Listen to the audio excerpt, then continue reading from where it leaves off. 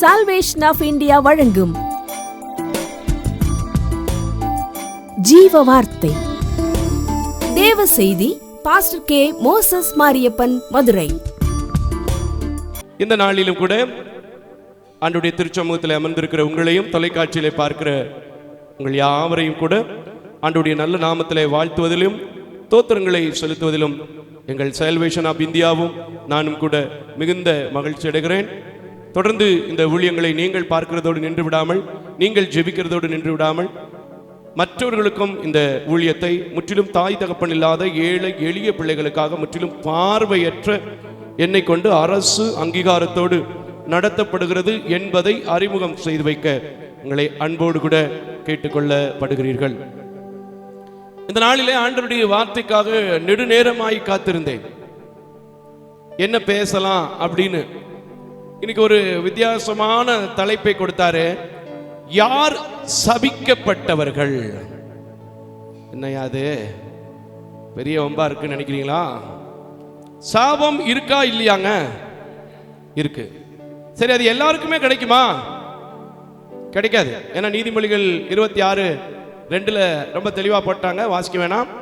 காரணம் இல்லாமல் இடுகிற சாபம் தங்காது, அது அடைக்கலான் குருவியை போல அகன்று போகும், தகவலான் குருவியை போல தகன்று போகும். ஆனா ஒரு சில பேர் சபிக்கப்படுவாங்க அப்படின்னு வேதம் சொல்லுது.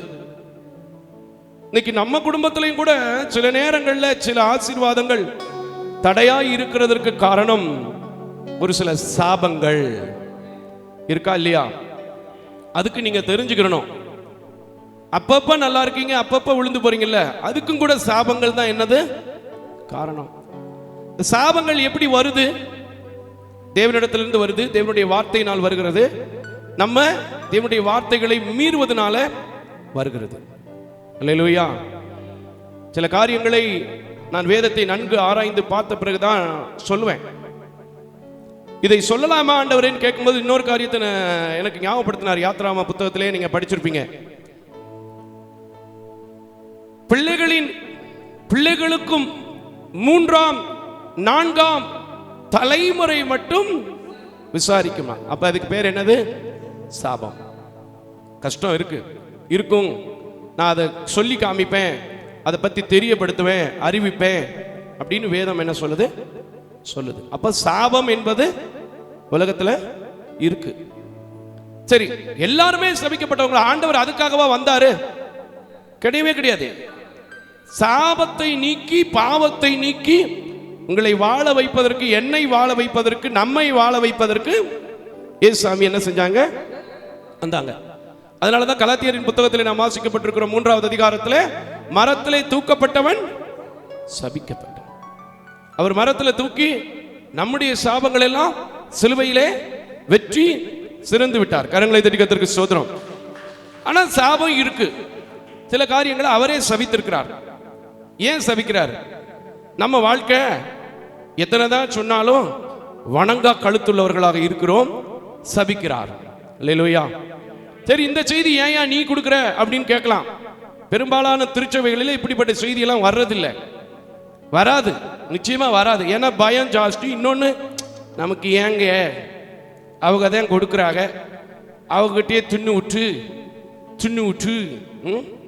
அவங்களையே சபிக்கிறதா? நீங்க சபிக்காதீங்க, வார்த்தையை மட்டும் சொல்லுங்க, மனம் திரும்புவாங்க. உங்களுக்கு சேர்த்து நமக்கும் சேர்த்து கூட ஒரு ஆத்மாவை கூட்டிட்டு போனோங்கிற ஒரு சந்தோஷம் இருக்கும். அல்லேலூயா. சில பேர் என்கிட்ட அப்படி சொல்றாங்க, என்னையா அவங்க சர்ச்சில் எப்ப பார்த்தாலும் இப்படித்தான் செய்தி வருது அப்படின்னு நான் கேட்கும்போது, நமக்கு எதுக்கு பிரதர் அப்படின்னு.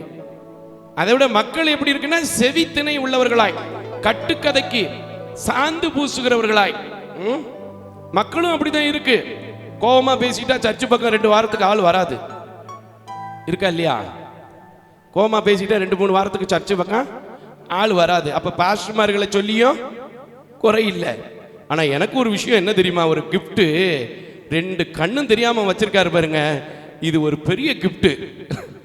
ஏன்னா அவர் சொன்ன வார்த்தை தான், யார் உட்கார்ந்துருக்கீங்க, உட்கார்ல, நீங்க வெள்ளை சட்டை போட்டிருக்கீங்களா, நீங்க நல்ல சட்டை போட்டிருக்கீங்களா, நீங்க 500 ரூபாக்காரர்களா, நீங்க 1000 ரூபாக்காரர்களா, நீங்க 5 ரூபாயை கசக்கி போடுறவங்களா, எதுவுமே தெரியாது.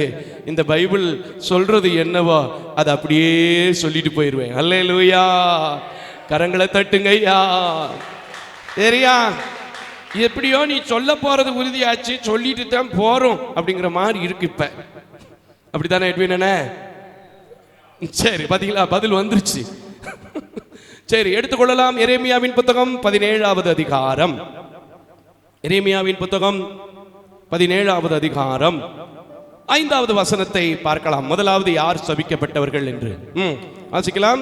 மனுஷன் மேல் நம்பிக்கை வைத்து, மனுஷர் மேல் நம்பிக்கை வைத்து மாம்சமானதை தன் புய பலமாக்கிக் கொண்டு கர்த்தரை விட்டு விலகுகிற இருதயம் உள்ளவர்கள் சபிக்கப்பட்டவன் என்று கர்த்தர் சொல்லுகிறார். சபிக்கப்பட்டவன் என்று மோசஸ் மாரியப்பன் சொல்லுகிறார். யாருமா சொன்னது? திருப்பி சொல்லிருமா. சபிக்கப்பட்டவன் என்று கர்த்தர் சொல்லுகிறார். கொஞ்சம் முன்னாடி வந்துரு மக்களே. அல்லேலூயா.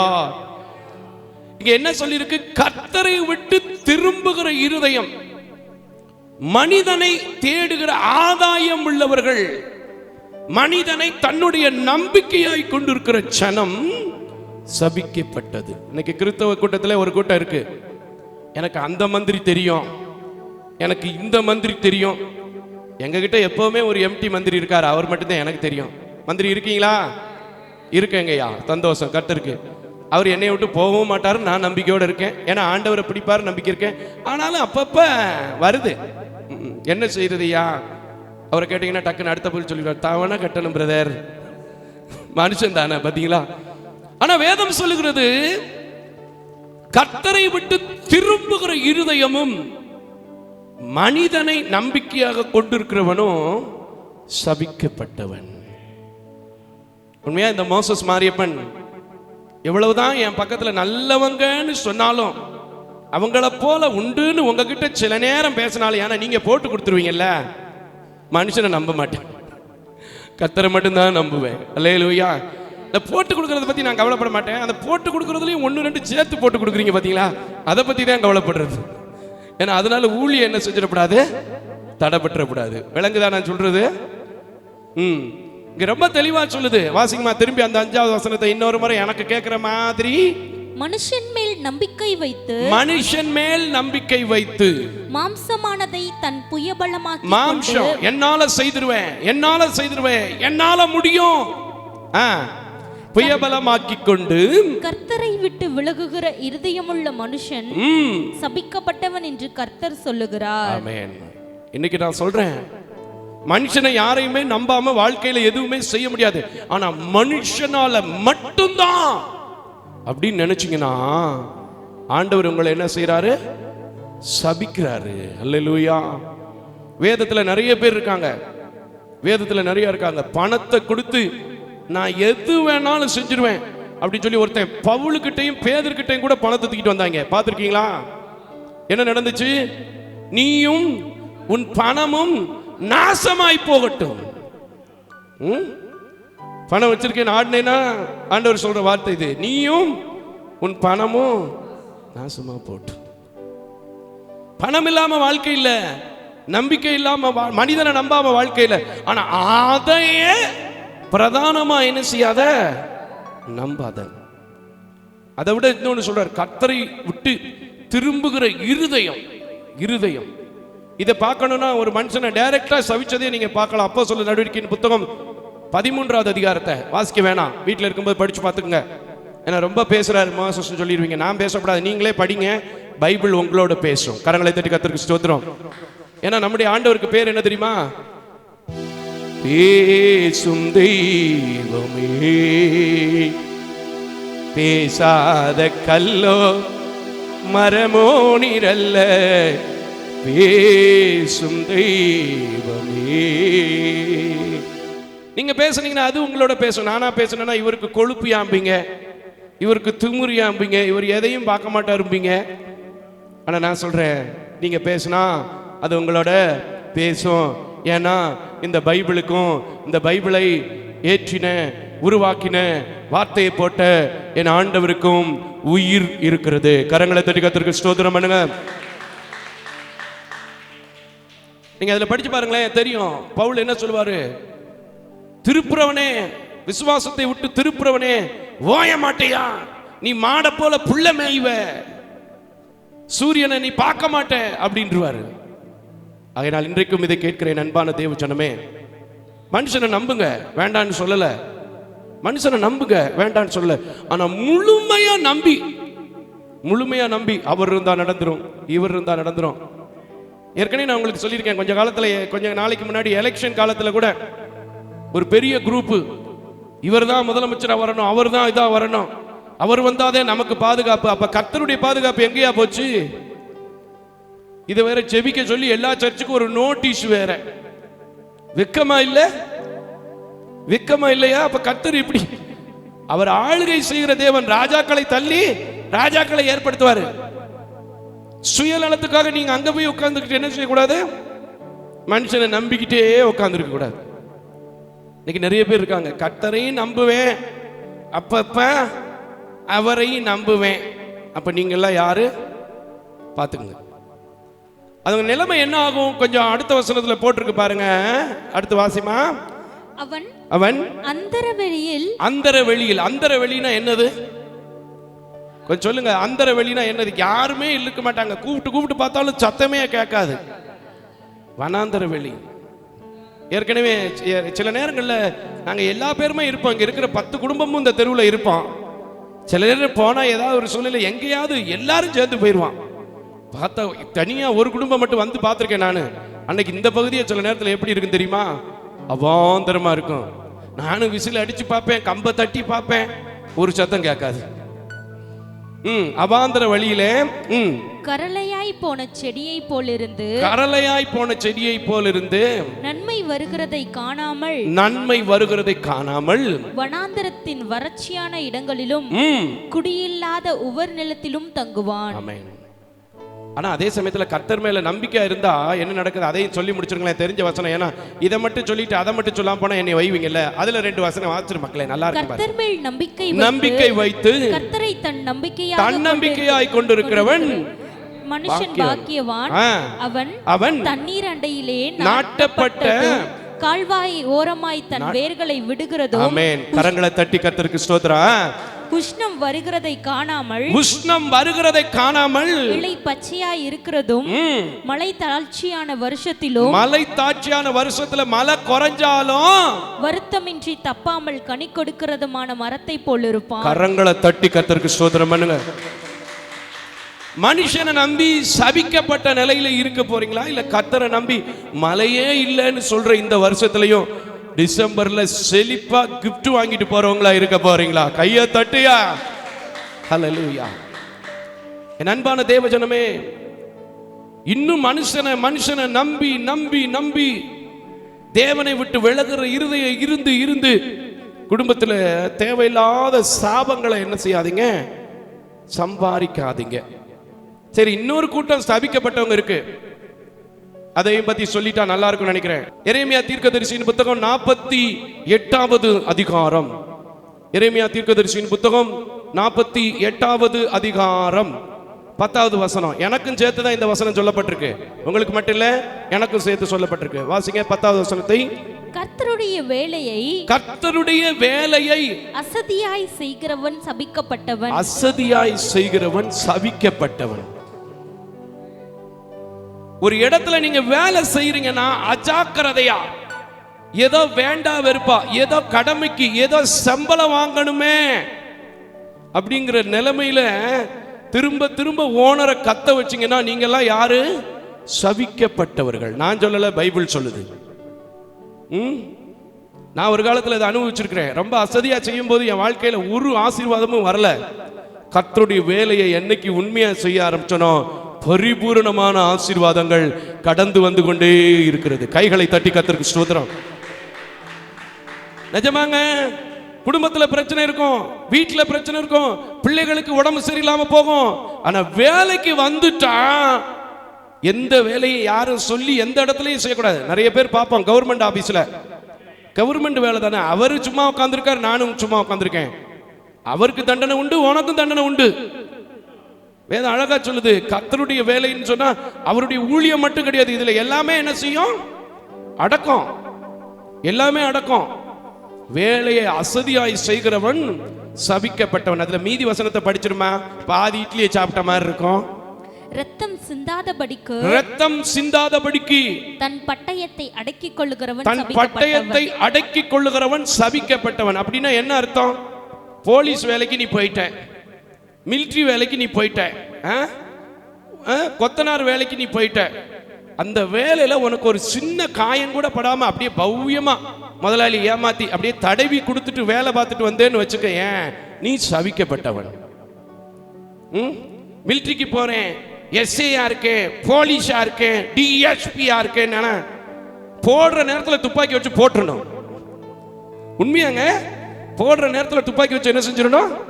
போட்டுறணும். அப்படி வேலை செய்யாதவன் என்ன ஆளு? சபிக்கப்பட்டவன்.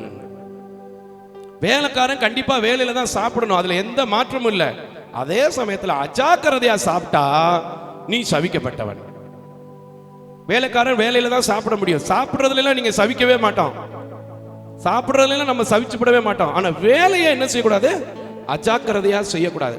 அதை கூட 1 தீமோத்தேயு 5வது அதிகாரம் 18வது வசனத்தை வாசிமா, நல்லா இருக்கும் பாருங்க. 1 தீமோத்தேயு 5வது அதிகாரம் 18வது வசனத்தை வாசிங்க. ஏன்னா சில பேர் இப்படி தப்பா புரிஞ்சுக்கிறாங்க. நல்ல ஊழியத்துல அனுபவிக்கிறாங்க ஐயா, நல்ல கூட இருக்கிறவன் சாப்பிடுறான் ஐயா, நல்ல அந்த பாப்பா வேணுங்கிறத வாங்கிக்கிறா ஐயா, வாங்கட்டும். ஊழியத்துக்கு வேலை செய்யறவன் ஊழியத்தால தான் பிழைக்கணும். ஆனா அதை அஜாக்கிரதையா என்ன செய்யக்கூடாது? பயன்படுத்தி விடக்கூடாது. உண்மையா பொய்யா? வாசிருமா அந்த வசனத்தை. 1 தீமோத்தேயு 5:18. போரடிக்கிற மாட்டை வாய் கட்டாயாக என்றும் வேலையால் தன் கூலிக்கு பாத்திரனாய் இருக்கிறான் என்றும் வேதவாக்கியம் சொல்லுகிறது. வேதவாக்கியம் சொல்லுது. கண்டிப்பா ஊழியத்தில் இருக்கிறவனும் சரி, ஹோட்டல்ல இருக்கிறவங்க ஹோட்டல்ல தான் கொஞ்சம் கூட சாப்பிட முடியும், ஊழியத்தில் இருக்கிறவங்க ஊழியத்துக்கு வர்றதுல தான் கொஞ்சம் கொஞ்சம் சாப்பிட முடியும். ஆனா அந்த வேலையை என்ன செய்யக்கூடாது? அஜாக்கிரதையா 5 கிலோ காய் வெட்டணும், 5 கிலோ காய் கண்டிப்பா வெட்டணும். 4 கிலோ காய் அசாக்கிரதையா வெட்டிட்டு 2 வசவு தானே, எப்பவும் சொல்றது தானே, இந்த காதுல வாங்கிட்டு அந்த காதுல விட்டுருவோம். ஹலோ, இருக்கீங்களா? நீங்க என்னதான்? சபிக்கப்பட்டவர்கள், சபிக்கப்பட்டவர்கள். உண்மையா சொல்றேங்க, உண்மையா சொல்றேன். உபாகமத்தின் புத்தகத்துல 28வது அதிகாரத்தை நீங்க படிச்சு பார்க்கும்போது அதுல ஆசீர்வாதத்துக்கு ஒரு பெரிய லிஸ்ட் கொடுத்திருக்கு அப்படின்னு சொல்ல முடியாது. 15 வசனம் தான் மொத்தத்துக்கே ஆசீர்வாதத்துக்கு. ஆனா அதுல மொத்தம் எத்தனை வசனமா? 63 64. கொஞ்சம் எடுத்து வாசிமா. கடைசி வசனம் எத்தனை வசனம் சொல்லுப்பா? ஏன்னா 68 வசனம். அதுல மீதி உள்ள 40 சொல்ற வசனம் சபிக்கப்பட்டதுதான். ஆனா இதுக்கு எல்லாவற்றுக்கும் ஒரே ஒரு காரணம் என்னன்னா, கர்த்தருடைய கட்டளைகள், கர்த்தருடைய வார்த்தைகள் கீழ்ப்படியாமல் இருந்தா சபிக்கப்பட்டவர்கள். எனக்கு அன்பான தேவ ஜனமே, நம்மெல்லாம் ஆசீர்வதிக்கப்பட்ட ஜனம்யா, நம்மெல்லாம் ஆசீர்வதிக்கப்பட்ட ஜனம். ஒரு நாளும் ஒரு காரியத்துல கூட அஜாக்கிரதையா இருந்து கர்த்தரை விட்டு திரும்புகிற இருதயம் உள்ளவர்களா இருந்து மனுஷனை நம்புகிறவர்களா இருந்து என்ன செய்ய கூடாது? சபிக்க கூடாது. அதுல 20 வசனத்தை வாசிமா. உபாகமம் 28:20 வாசிங்க. நல்லா இருக்கும் பாருங்க. இன்னொரு கூட்டம் இன்னும் யார் சபிக்கப்பட்டவங்கன்னு ஒரு வசனத்தை மட்டும் சொல்லுவான். ஏன்னா 43 வசனத்தை சொன்னா என்னைய சட்டையை கூட இல்லாம ஆக்கி விட்டுருவீங்க.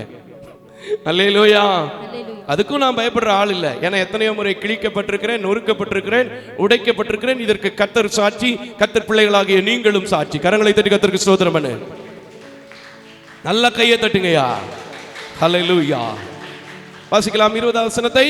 என்னை விட்டு விலகி நீ செய்து வருகிற உன் துர்க்கிரியைகளின் நிமித்தம் சீக்கிரத்தில் கெட்டுப்போய்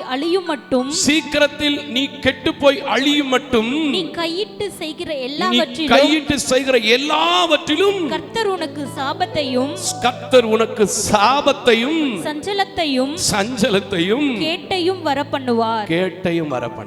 துர்க்குணத்தோடு இருக்கிற கூட்டம் யாரு? சபிக்கப்பட்டவர்கள். சர்ச்சுக்கு வரும்போது நல்லா பேசுவான், நல்லா பாடுவான். சாயங்காலம் ஆச்சுன்னா சோத்திரம் சிஸ்டர் இருக்கா இல்லையா? சர்ச்சுக்கு வரும்போது சாயங்காலம் பார்த்தா வாயில வரக்கூடாத வார்த்தை. வீட்டில் பொண்டாட்டி கூப்பிடுறதே, ஏ சனியனே எங்கடி இருக்க, எனக்குன்னு வந்து பிறந்திருக்குவாரு, எனக்குன்னு வந்து வாச்சிருக்குவாரு. இதெல்லாம் யாரு? பாத்துங்க, துர்க்குணமுடையவர்கள். யாரு? சபிக்கப்பட்டவர்கள். சில பேர் பார்த்துருக்கோம், நல்லவன் போல் நடிப்பான், நல்லவன் போல நடிப்பான். ஆனா பாத்தீங்கன்னா உள்ளுக்க பூரா எவனடா பழி வாங்கலாம், எவனடா எதையாவது ஒரு வார்த்தையை சொல்லி திருச்சி விடலாம், எவனுக்கிட்டடா 10 ரூபாயை வஞ்சிச்சு புடுங்கலாம். இந்த துர்க்குணம் சபிக்கப்பட்டிருக்கிறது. அல்லேலூயா. எனக்கு அன்பான தேவஜனமே, ஏன் இந்த ஆலயத்தில் சொல்றேன் தெரியுமா? எனக்கு கொடுத்த சொந்த பிள்ளைகள் நீங்கள், எனக்கு கொடுத்த சொந்த ஜனங்கள். ஏன் தொலைக்காட்சியில் கொடுக்கிறவர்கள் பார்க்கிறவர்களை பார்த்து சொல்றேன் தெரியுமா? எனக்கு கொடுக்கப்பட்ட ஆடுகள், நான் உங்களை சரியாக மேய்த்தேன் என்கிற திருப்தி எனக்குள் இருக்க வேண்டும். எந்த சூழ்நிலையிலும் நீங்கள் விழுந்து விடக்கூடாது. இன்னைக்கு உங்களுடைய துர்க்குணங்கள் என்ன என்பதை சரிபார்த்துக் கொள்ளணும். கர்த்தரை விட்டு விலகுகிற இருதயம் எந்த இடத்துல இருக்கிறது என்பதை சரிபார்த்துக் கொள்ளணும். வேலைகள் எவ்வளவு அஜாக்கிரதையா, ஓனர் வாட்டுக்கு கத்திக்கிட்டே இருக்கட்டும், முதலாளி வாட்டு கத்திக்கிட்டே இருக்கட்டும். சிலர் வீட்டில் பார்த்துருக்கேன் நான், வயசான அம்மாமார்களுக்கு தூரத்தில் இருக்கிற பிள்ளைகள் வேலைக்கு ஆள் வச்சிருப்பாங்க. இவங்க தூரத்தில் தானே இருக்காங்கன்னு அந்த அம்மா ஏமா ஏமா ஏமா ஏமா ஏமா இப்படி கத்திக்கிட்டே இருக்கும்போது, கிழவிக்கு என்ன எப்பவும் வேலை எதையாவது சொல்லிக்கிட்டே இருக்கும். சம்பளம் வாங்குறீல, சம்பளம் வாங்குறீல, முடியலன்னா விட்டுட்டு போயிடணும். வேலை செய்யணும், வேலை செய்யணும், இல்லை என்றால் சபிக்கப்பட்டவர்கள். அல்லேலூயா, அல்லேலூயா. இன்னொரு கூட்டம் இருக்கு சபிக்கிறவங்க. அது யாருன்னு சொல்லி கொடுத்துறனே. ஆதியாகமங்களின் புத்தகம் 4வது அதிகாரம் 10வது வசனத்திலிருந்து வாசிக்க கேட்போம். எனக்கு 11 தான் தேவை, இருந்தாலும் இந்த மரமண்டைக்கு எனக்கு புரியணும்ல, அதனால ஒரு வசனத்தை சேர்த்து படிமா. அதற்கு அவர், என்ன செய்தாய், என்ன செய்தாய்? உன் சகோதரனுடைய இரத்தத்தின் சத்தம், உன் சகோதரனுடைய இரத்தத்தின் சத்தம் என்னை நோக்கி கூப்பிடுகிறது, கூப்பிடுகிறது. இப்பொழுது உன் சகோதரனுடைய இரத்தத்தை, இப்பொழுது உன் சகோதரனுடைய இரத்தத்தை உன் கையிலே வாங்கிக் கொள்ள, உன் கையிலே வாங்கிக் கொள்ள, தன் வாயை திறந்த இந்த பூமியில் நீ சபிக்கப்பட்டிருப்பாய். உன் கையிலே வாங்கிக் கொள்ள திறந்த நீ சபிக்கப்பட்டிருப்பாய். அதுல என்ன அர்த்தம் உங்களுக்கு சொல்லி தருதுன்னா, சகோதரனை ஏமாத்தி கொலை பண்ற பத்தியா, நீங்க சபிக்கப்பட்டவர்கள். அல்லேலூயா.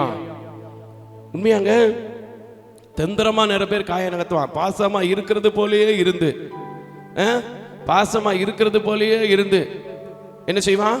சொத்துக்காக சுகத்துக்காக கூட பிறந்தவனே கொலை பண்ணிடுவாங்க. இருக்கா இல்லையாங்க தேசத்துல? அன்னைக்கு இருந்துச்சுல. எதுக்கு? ஒரு சின்ன காரியம், ஒரு சின்ன காரியம். என்னது நல்லா இல்ல, அவரது நல்லா இருக்கா, என்னது நல்லா இருக்கு, அவரது நல்லா இல்லையா, கொலையே பண்ணிவிட்டான். காணிக்க மேட்டருக்கு பின்னாடி வர்றேன் சார், இருக்கு காணிக்க மேட்டருக்கு பின்னாடி வரேன், இதை அதையும் கொலைக்கப்படாது. இப்ப சொல்ற பாயிண்ட், உன் சகோதரனுடைய சாபத்துக்கு உன் கையை நூக்கி அவனை திறந்து அவனை கொலை பண்ணதுனால, அந்த வசனத்தை திருப்பி வாசிமா, 11 வாசிமா கொஞ்சம். இப்பொழுது உன் சகோதரனுடைய இரத்தத்தை, உன் சகோதரனுடைய இரத்தத்தை உன் கையிலே வாங்கிக் கொள்ள, உன் கையிலே வாங்கிக் கொள்ள. கொலை பண்ணா கையில தான் ரத்தம் என்ன செய்யும்? முதல்ல படும். உண்மையா இல்லையாங்க? ஒருத்தனை கத்தி வச்சு கொலை பண்ணாலும் சரி, இல்ல வேற ஏதாவது வச்சு வெட்டினாலும் சரி, ரத்தம் எதுல தான் படும்? முதல்ல கையில படும். இல்ல வருங்க இல்லைங்க, அந்த பணத்தை நீங்க வேற எதுலயே மருந்து மாத்திரையில கூட கொலை பண்ணிட்டீங்க, அந்த பணத்தை அடக்கம் பண்ணணும்னா கூட முதல்ல உங்க கை தான் அவன் மேல என்ன செய்யுது? படுது. அதான் இங்க போட்டிருக்கு. இப்ப வாசிமா வசனத்தை. உன் சகோதரனுடைய உன் கையிலே வாங்கிக் கொள்ள, கையிலே வாங்கிக் கொள்ள, தன் வாயை திறந்த இந்த பூமியில், இந்த பூமியிலே நீ சபிக்கப்பட்டிருப்பாய், நீ சபிக்கப்பட்டிருப்பாய். ஹல்லேலூயா. இன்னைக்கு உலகத்துல நிறைய பேருக்கு அன்பே இல்லைங்க. நிறைய பேர்த்துக்கிட்ட அன்பே இல்லை. கொலைகாரர்களாக மாறிக்கொண்டிருக்கிறார்கள். பாத்தீங்களா எவ்வளவு பேர் இன்னைக்கு? எத்தனை காரியம், கணவனை மனைவி கொலை பண்றது, மனைவி கணவனை கொலை பண்றது, அண்ணன் தம்பிகள் கொலை பண்றது, பெற்றோர்களை பிள்ளைகள் கொலை பண்றது, பிள்ளைகளை பெற்றோர் கொலை பண்றது. பெருத்து போச்சா இல்லையா? ஆனா நான் சொல்றேன், கொலை பண்ற நீங்க ஆண்டவருடைய சாபத்துக்கு ஆளாயிருவீங்க, ஆளாயிருவீங்க, நிச்சயமா ஆளாயிருவீங்க. இன்றைக்கும் இதை கேட்கிற பார்க்கிற அன்பான தேவஜனமே, ஒருவேளை சகோதரன் பிடிக்கலைனா, சகோதரி பிடிக்கலைனா ஒதுங்கிட்டு அமைதியா இருந்துரு. ஒதுங்கிட்டு அவனை அமைதியா இருந்துரு. அவனுக்காக ஜெபத்தை பண்ணு, தேவனிடத்துல உட்காரு, மட்டு போடு. அதை விட்டுட்டு அவனை ஒரு கை பார்த்துடுறேன், பார்க்கலாம் சார், நீங்களும் சாபமா மாறிடுறீங்க. அது உங்க சந்ததிக்கும் சரி சாபத்தை வச்சுட்டு போயிடும். ஏன்னா நான் சொல்லல, பைபிளே சொல்லுது. வாசிச்சிருப்பா அந்த வசனத்தை தொடர்ந்து வாசிமா. சபிக்கப்பட்டிருப்பாய் நீ நிலத்தை பயிரிடும் போது அது தன் பலனை நீ உனக்கு கொடாது, நீ பூமியில் நிலையற்று அலைகிறவனாய் இருப்பாய். ஆமென் என்றார். அப்பொழுது காயின் ஐயோ கர்த்தரை நோக்கி, எனக்கு இட்ட தண்டனை என்னால் சகிக்க முடியாது. ஆமென். காயினுக்கு திரும்ப இரக்கம் கிடைத்தது. இப்ப நமக்கு இரக்கம் கிடைக்கணும்னா, ஐயோ இப்படிப்பட்ட காரியங்கள்லாம் நான் இனிமே என்ன செய்ய மாட்டேன். கர்த்தருடைய சாபம் இந்த உலகத்துல பொல்லாதது. கர்த்தருடைய ஊழியக்காரங்கிட்ட பொய் சொன்ன கேயாசி சபிக்கப்பட்டவனாக இருக்கிறான். எல்லாம் உங்களுக்கு தெரியும். இனிமே நீங்க யாரும் சபிக்கப்பட்ட ஜனம் அல்ல, தேவனால் தெரிந்து கொள்ளப்பட்ட ஜனம், தேவனால் ஆசீர்வதிக்கப்பட்ட ஜனம், தேவனிடத்துல மனம் திரும்ப போகிற ஜனம், தேவனிடத்துல ஒப்பு கொடுக்க போகிற ஜனம். அவர் நிச்சயமா ஒப்பு கொடுத்து, ஆண்டவரே என் குடும்பத்தை 3ஆம் 4ஆம் தலைமுறைக்கு விசாரிக்காதீங்கப்பா, என் அக்கிரமம் என்னையோட போட்டும்பா, இன்னைக்கு என் பாவம் நீங்கி என்னை சுத்திகரிங்க, என்னை கழுவுங்கன்னு சொல்லி கேளுங்க. கர்த்தர் உங்களை கழுவி, கர்த்தர் உங்களை ஆசீர்வதித்து, கர்த்தர் உங்களை வழி நடத்தி, கர்த்தர் உங்களை தாங்குவார். எழும்பி நிற்போம், எல்லாரும் எழும்பி நிற்போம். நான் சபிக்கப்பட்ட கூடாதுன்னு சொல்லி கேளுங்க. கர்த்தர் உங்கள் சாபத்தை எல்லாம் மாற்றி, அவர் சிலுவையிலே வெற்றி சிறந்தபடினால், அவர் மறுபடியும் உயிரோடு எழுந்தபடினால், அவர் மறுபடியும் வருவேன் என்று வாக்கு கொடுத்திருக்கிற தேவன் உங்களை அப்படியே வாக்கு கடங்காத பெருமூச்சுக்களோடு இன்றும் கூட நீங்கள் விடுகிற அறிக்கையை கேட்க ஆயத்தமாய் இருக்கிற தேவன் உங்களுக்கு கேட்டு, கோழி தன் குஞ்சுகளை சட்டையின் கீழ் வைத்து பாதுகாக்கிறதை போல இப்போதும் சேர்த்துக்கொள்ள மனதாய் இருக்கிறவர்களுக்கு உங்களை ஒப்பு கொடுக்கும் போது அது எப்படி சூடுக்காக தன்னை பலகீனப்படுத்துகிறதோ அதை போல் பலகீனப்படுத்தின கர்த்தர் புதிய பலனுள்ளவராய், புதிய சரீரத்தை உடையவராக அவர் எழுந்ததை போல் இன்றைக்கு ஆத்மா சரீரம் எல்லாவற்றையும் உங்களுக்கு கரைத்தரை அற்றவர்களாய் மாற்றி, புதிய ஆவி, புதிய சிந்தைகளை, புதிய ஆடையை தரித்துக் கொண்டு போகிறவர்களாக, புதிய மனுஷர்களாக உங்களை மாற்றி ஆசீர்வதிக்கப்படுறார். எத்தனை பேர் விசுவாசிக்கிறீங்க? கரங்களை தட்டி ஹல்லேலூயா, ஹல்லேலூயா, ஹல்லேலூயா. கர்த்தர் உங்களை ஆசீர்வதிக்க இப்பொழுதும் கூட அழைக்கப்பட்டவனாய், தெரிந்து கொள்ளப்பட்டவனாய், எனக்கும் சில வசனங்கள், எனக்கும் சில கட்டளைகள் சொல்லப்பட்டிருக்கிறதை நான் அறிந்திருக்கிறவனாய் உங்களுக்காய் ஜெபிக்கிறேன். கர்த்தர் உங்களுக்கு விடுதலை தருவார். மகா கிருபையும் இரக்கம் நிறைந்த நல்ல ஆண்டவரே, இந்த உலகத்தில் யாரெல்லாம் சபிக்கப்படுவார்கள், யாரெல்லாம் சபிக்கப்பட்டிருக்கிறார்கள் என்று உடைய வேத வசனம் சொல்லி கொடுத்ததை நான் சொல்லி இருக்கிறேன். எழுதி வச்சு எனக்கு பேச தெரியாது, எதிர்த்தாப்புல நிற்கிறது யாருன்னு எனக்கு தெரியாது. கர்த்தர் சொன்னதை, கர்த்தருடைய வேலையை மட்டும் இதுவரைக்கும் செய்திருக்கிறபடினால் இந்த ஊழியத்தை கொடுப்பதற்கு அநேக ஜனங்களை எழுப்பி கொடுத்தீங்க, ஜெபிப்பதற்கு அநேக ஜனங்களை எழுப்பி கொடுத்தீங்க, எனக்கு உடன் வேலைக்காரர்களாய் ஊழியம் செய்வதற்கு அநேக பிள்ளைகளை எழுப்பி கொடுத்தீங்க. தொடர்ந்து அப்படிப்பட்டவர்களுக்குள்ளும் எனக்குள்ளும் இருக்கிற எல்லா காரியத்தையும் நாங்கள் சரி பண்ணும்போது கிறிஸ்து இயேசுவின் மகிமை அமுக்கி குலுக்கி சரிந்து விழும்படி எங்களுக்குள் வைக்க வேண்டிய எல்லா இகவர நன்மைகளை வைத்து, ஆண்டவரே சாபங்கள் எல்லாம் எடுத்து போட்டு பாவங்கள் எல்லாம் மன்னித்து நீங்க ஆசீர்வதிக்கிற தெய்வமாக இருக்கிறபடினால் பிழையாமின் மனக்கண்கள் திறக்கப்பட்டது போல திறக்கப்பட்டிருக்கிற, செவியில கேட்டிருக்கிற ஒவ்வொரு பிள்ளைகளையும் ஆசீர்வதித்து வழிநடத்த வேண்டும் என்று இரட்சகர் பெருமான் இயேசுவின் நாமத்தில் இப்பொழுதே உம்முடைய பிள்ளைகளுக்காக ஜெபிக்கிறேன். நீங்க பெருகணும், நாங்க சிறுகணும், உங்க நாம மாத்திரம் மகிமைப்பட எங்களை தாழ்த்துகிறேன். இயேசுவின் நாமத்தில் பிதாவே, ஆமேன், ஆமேன், ஆமேன். அல்லேலூயா, அல்லேலூயா, அல்லேலூயா.